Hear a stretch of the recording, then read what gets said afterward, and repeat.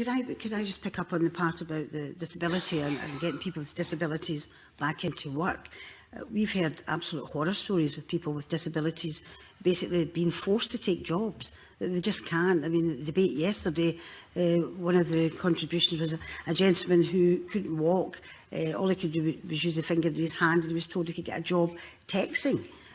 So it's really concerning that whilst it's admirable that people who want to work, and work is a great way forward, that people are being forced into work with a disability. And could I draw your attention to paragraph 114 in the Green Paper? Obviously they talk about there's a particular group with people with life-threatening illnesses and disabilities put into this group, which they don't have to always go for a disability work assessment. But in paragraph 114, they say that there is currently no requirement for people in this particular support group to stay in touch with the job centre. Besides engaging with reassessments, we could consider implementing a keep in touch discussion with work coaches. This could provide an opportunity for work coaches to offer appropriate support tailored to the individual's current circumstances, reflecting any changes since their work capability assessment. And this light touch intervention could be explored as a voluntary or mandatory requirement. Now, I'm quite worried when I see that word mandatory requirement. Basically, Mr Green, are you saying that people with disabilities will once again have to go through this revolving door of work assessments? Well, not all of them. Indeed, one of the announcements I've already made is that somebody whose capability assessment says they're not fit for work and who has a condition that cannot get better, will either stay the same or degenerate, anyone in that obviously very unfortunate position, we will stop reassessing. I do think that's one of the beneficial changes, and that will be a huge weight off the mind of very many people, and I think that's the kind of change that's entirely sensible. Sorry for interrupting, but how do you define this? And it's a question, obviously, maybe others will raise as well. Do you have a list of conditions? It's not the condition. Well, we know which conditions degenerate or which conditions don't improve. I think but the key is it's got to be individualised. It all fits in with that pattern, that there will be people who at some stages of having, say, multiple sclerosis can work. And at some stage it may get to the point where they can't work. What I'm saying is that if they've got to the point where they've been assessed as being unable to work, then with a condition like that, there is no point calling them back in 2 years' time saying we're going to reassess you because we know it won't have got better. That there are very many people like that. I think the point about not just putting people into what we call the support group and leaving them there, which is what's happened in the past. One interesting historical statistic is that when this system was created under a Labour government, the estimate was that about 10% of people would go into that group. They'd be assessed. People would think, you know what, I'm afraid you're never going to be able to work, so here are the benefits for you. And actually it's about 50% going into that group. Forecasts are always wrong, but that seems a huge difference. And I suspect that if you like, the 40% who are unexpected to the people who made the predictions in 2008 in that group, will contain large numbers of people who may well have conditions that go back and forth. As I say, this particularly applies to many mental health conditions, and the largest growth of people with disabilities at the moment are those with mental health conditions, I think partly because we're getting better at diagnosing them and recognising them and saying we can do something to help these people. And yet people like that, again, there's a lot of medical evidence that they are precisely the sort of people who shouldn't think, I have been told I cannot work, I will never work again. Many of those people could work, certainly for part of the time, and would benefit from work. Their lives would be made better.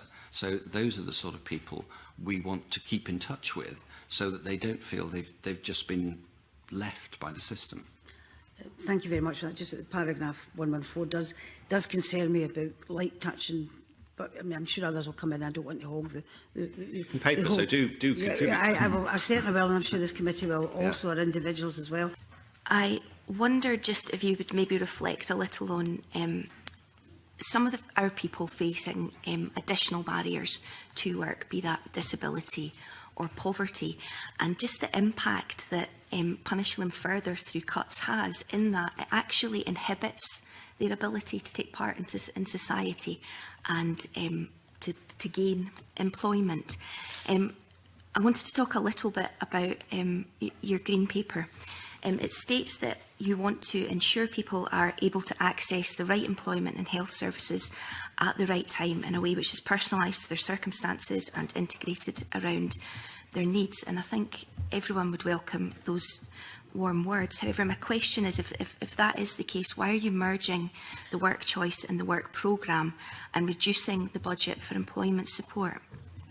The Green Paper also states that a new personal support package offering tailored employment support, which Job Centre plus work coaches will help disabled people or people with health conditions to access. What will the benefit of that be? I mean, the answer to the first question is that what we want to do is concentrate our support precisely on those who benefit most, hence the new work and health programme. And what the support package includes is a place on either that programme, the work and health programme, or work choice for all eligible and suitable claimants, depending on whether it's before or after April 2017. But also we'll be able to offer another range of help, additional places on the Specialist Employability Support Programme. We'll be having job clubs delivered by peer support networks, and a lot of the charities who work in the sector themselves have said they think it's peer-to-peer help that's particularly effective. That in a sense you need to know what the condition is before you can explain both to someone else who may have the same condition as you how they can best benefit from what's available, and also explain to employers. And we're creating 200 new community partners who've got disability expertise and local knowledge in individual areas, again to provide specific expertise. There's another list, but I won't go through all of it. And I hope this shows that what we're trying to do is spend the money we have as effectively as possible, so that and what we're also doing is listening to those involved in the sector, actually providing practical help. And it's reasonable to observe that a lot of the big charities who work in this area, notably Scope and Arthritis Aid, welcome what's in here, and I know want to get to grips with these specific programs, because they believe they can help people in a more effective way than they've been helped before. So, as I said, it's about concentrating where it's needed, and the personal support packages will be precisely that. They're what they say on the tin, that instead of just lumping people into groups and saying you are this sort of person, to try and personalise as much as possible, because that's the practical way actually to make a difference to people's lives. Just very briefly, thank you for that response. I suppose I would just urge you to listen to the real experts, who are not those people, but our people in our communities that go through these programmes, and really hear them when they say what does and doesn't help them to contribute in society, which they all wish to do. And I don't think there's many people who don't want to work, but there are real barriers there in terms of poverty and disability and health conditions. So I hope you'll take that opportunity. No, absolutely, and hence the peer-to-peer idea. But you're right, it's removing those barriers. And some of them are unnecessary barriers imposed by actions of the state, and others are really deep-seated and ingrained barriers of people's attitudes. And I do see that it's literally taken a generation for women to get near equality at work. We know there are still problems there, but actually the mindset has changed hugely in the past generation. Wholly good. This might be a generation-long fight as well, to make sure that the barriers to disabled people being completely involved in the workforce and I appreciate, there are many people, and I would be one who would say all the barriers to women having full participation in the workforce have not been removed, but we have made huge strides. I think that's unarguable over the past generation in that. Let's do the same for this other group. Just very briefly, and I don't want to, we could go back and forward all day, and I'll not even touch on gender equality here.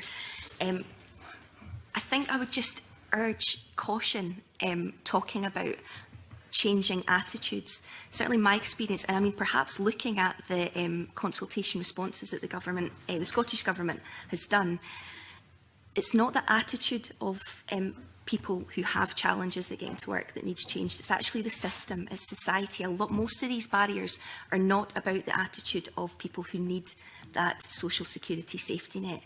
There's structural barriers in it, and it shouldn't take a generation to change. And I would be deeply ashamed if it took a generation to change that. Great. I mean, if we can do it fast, but I completely agree. Sorry, we don't differ here. I agree. It is society's attitudes, ingrained attitudes. One of the reasons why we set such great stress in the Green Paper on employers' attitudes. There are some very, very good employers who are very enlightened on this, and I want to spread that good practice across the world of work.